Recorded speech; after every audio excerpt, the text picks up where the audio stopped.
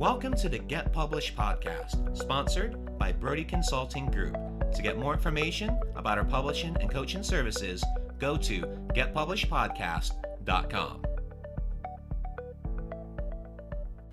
Hello, I am Paul Brodie, and thank you for joining us for another episode of the Get Published podcast, where we help authors get published with a proven system that works. Today, we're being joined by Christopher Johnston, author of Shattering Silences, Strategies to Prevent Sexual Assault, Heal Survivors, and Bring Assailants to Justice. Christopher, welcome to the show.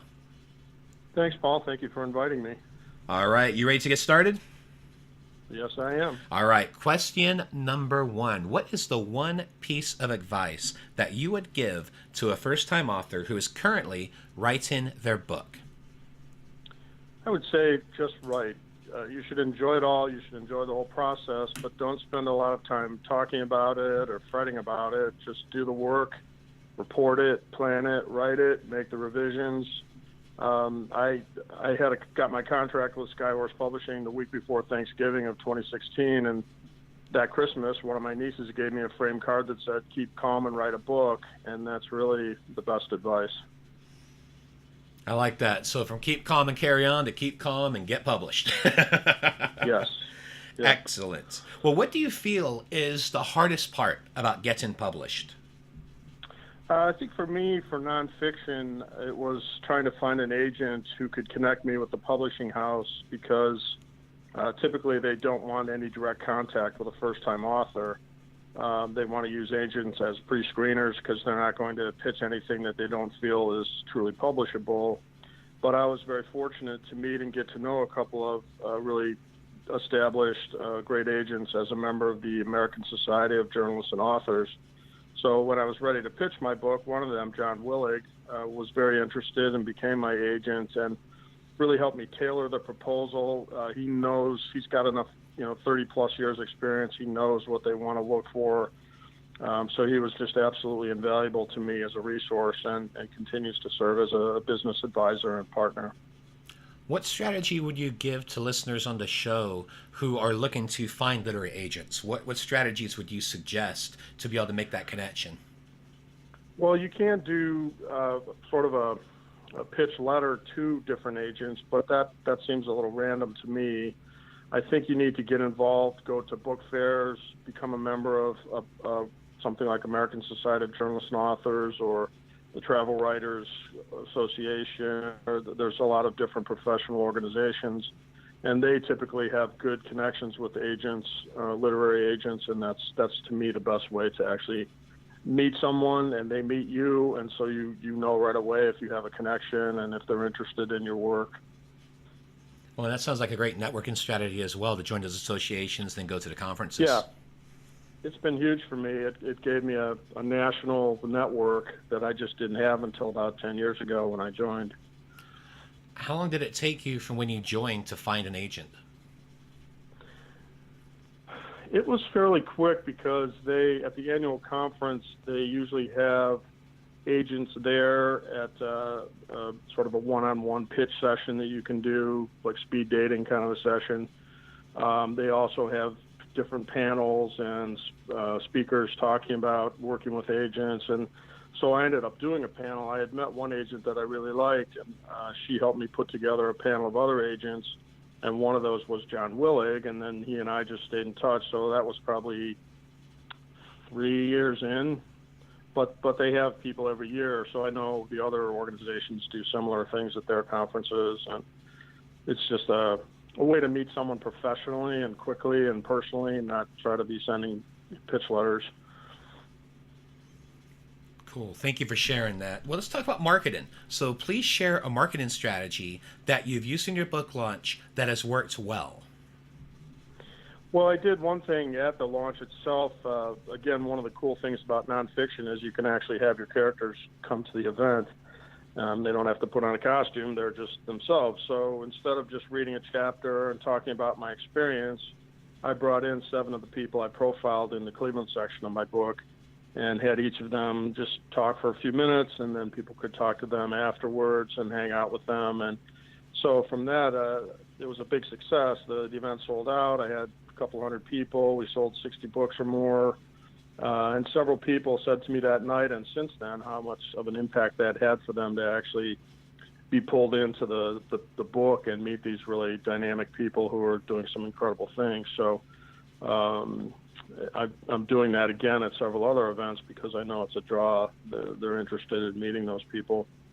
Another thing I did was, and I recommend to everybody, is to get bookmarks that have all the information about your book. And it's a great tool that you can give to people. You can leave them at bookstores, and it's a great way for them to reach you, and then they see your where they can order the book and how they can connect to you on Twitter or your website or whatever it might be. So it's a very powerful tool that's not that expensive to have done.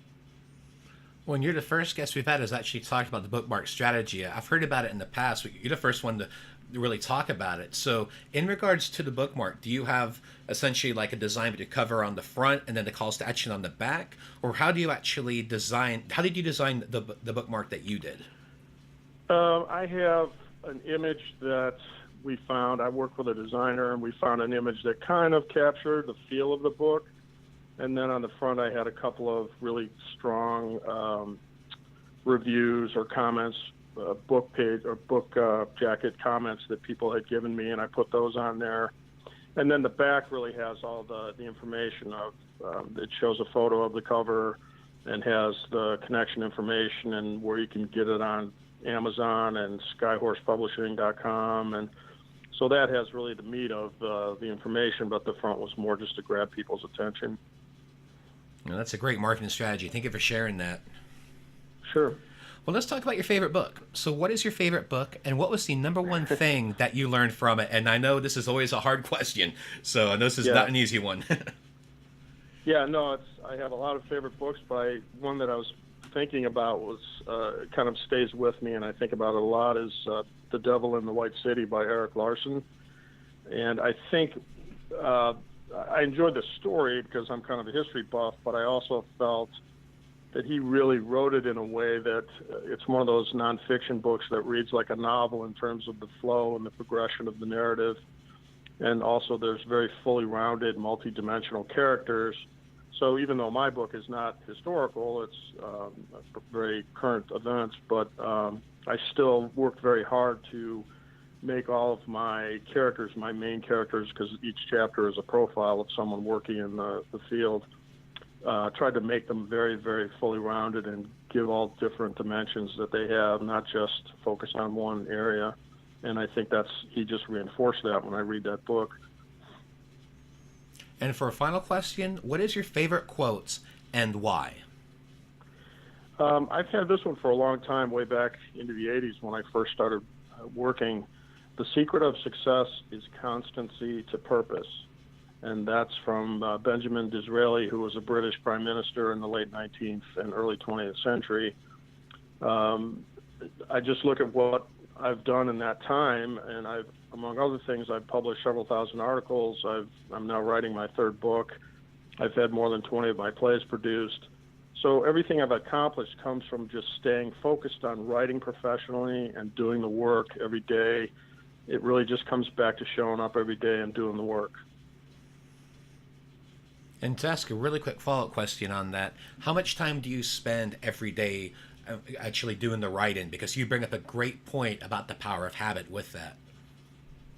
I always work in the morning unless I have some very important meeting or something I can't get out of, but I always spend at least the first half of the day writing. And even if that's writing a query letter, writing a proposal, working on the book, whatever it might be, but I try to work in the morning always, every day. And then you try to use the afternoon more for business things or contacting people or setting up interviews, transcribing tapes, whatever it might be. Well, Christopher, I want to thank you for being a guest on the show. What is the best way for people to find you online? I would say at C. Chris Wright, S-E-E Chris Wright. Twitter, my website is ChristopherJohnstonWriter.com. And I'm also on LinkedIn or Facebook. Well, Christopher, I want to thank you again for being a guest on the show, and I wish you all the best in your author journey ahead. Thank you, Paul. I really appreciate you having me on. Thanks again for joining us today. To learn more about how to get your book published with a proven system that works, grab a free copy of my book at getpublishedpodcast.com.